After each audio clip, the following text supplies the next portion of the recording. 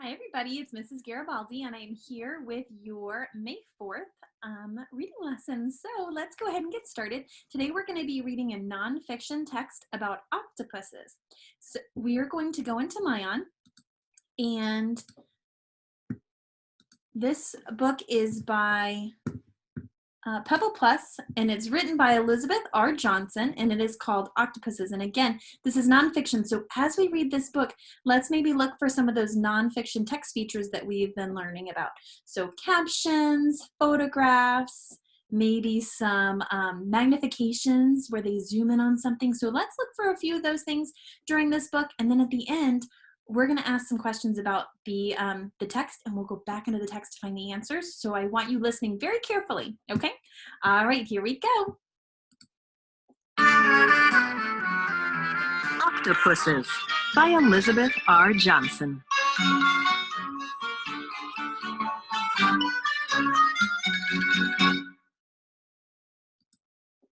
Life in the ocean. An octopus crawls along the ocean floor. 8 long arms look for food and places to hide. Each of its arms can stretch 30 feet, 9.1 meters. Octopuses live in oceans around the world. Most octopuses like warm water. They live in deep and shallow water. Up close, there are more than 300 kinds of octopuses. The smallest octopus is less than 1 inch, 2.5 centimeters long.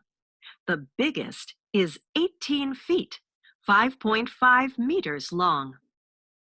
18 feet long? Whoa, that's huge. An octopus has a large head. Its head holds a brain, a stomach, and 3 hearts. Octopuses have no bones. They can squeeze into tiny spaces. Finding food. Octopus arms are lined with many suckers. Suckers can taste what they touch. The arms reach into holes to find food. So I want to zoom in here because I want to take a look. The picture shows us what the text is saying. So this photograph is showing us the suckers on the octopus's arms. And the text said that they can reach into holes and crevices, and they actually can taste with those suckers. So then they can kind of feel around and say, is this food? No, that doesn't taste like food, or that tastes like food. And then they can grab it and bring it out of the hole and be able to eat it. That's amazing. With their long arms, octopuses snatch prey. Their sharp beaks and strong tongues can break hard shells. Octopuses eat crabs, lobsters, shrimp, and fish. So you'll see that this octopus, is grabbing hold of this fish. Gonna have some dinner. Staying safe. When threatened, octopuses squirt a cloud of ink into the water. The ink confuses a predator. Then the octopus swims away.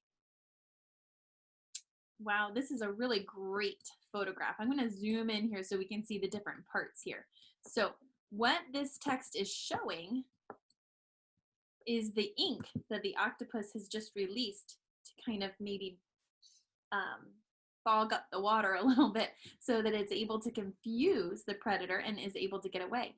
This also shows, though, where the octopus's mouth is, right down here. All right, that is amazing. That's a great photograph. See all the different parts. And then you can also see octopuses generally have 8 legs. The only reason they would not have 8 legs is if they lost a leg. And I'm going to zoom in on this photograph as well, because you're going to see, okay, 1 leg here, 2, 3, 4, 5, 6, 7. And if you notice, take a look at this guy right here. It looks like he lost one of his legs, but a new one is growing out. That's fascinating. That is so amazing. So out of this little stub right here, they're able to grow and regrow their arms. Really cool. I love that photograph. That gives a lot of details, and it adds a lot more to the text, which is what the nonfiction text feature photograph does. It adds to the text and gives you more information than the words do.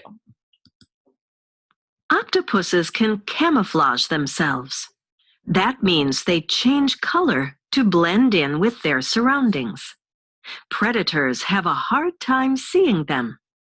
Wow, look at that. They can camouflage themselves. They can change their colors so they can blend in. That is really cool. Life cycle. A female octopus lays up to 400,000 eggs. Most baby octopuses hatch in 4 to 6 weeks. An octopus lives for about 1 to 2 years. Wow, that is amazing. 400,000 eggs. Whoa.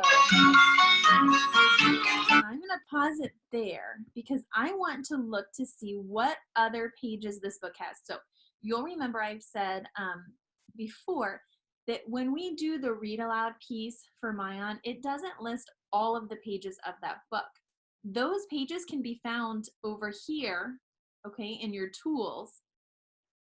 And if we click other pages, it's going to give us a selection of the other pages that are in this book. So they have a copyright page, they have notes to teach parents and teachers, a table of contents, a glossary, a read more, and an index. A lot of these items here are exclusive to nonfiction text. So if we look at this table of contents, we know, based on our studies of nonfiction features and nonfiction books in general, you don't have to read the whole book for a nonfiction book, right? Just if it was a fiction book, to be able to understand the story, you have to read the whole thing because it has a beginning, a middle, and an end. And if you miss one of those pieces, you wouldn't understand the story. But nonfiction books, right? Those you don't have to read from cover to cover.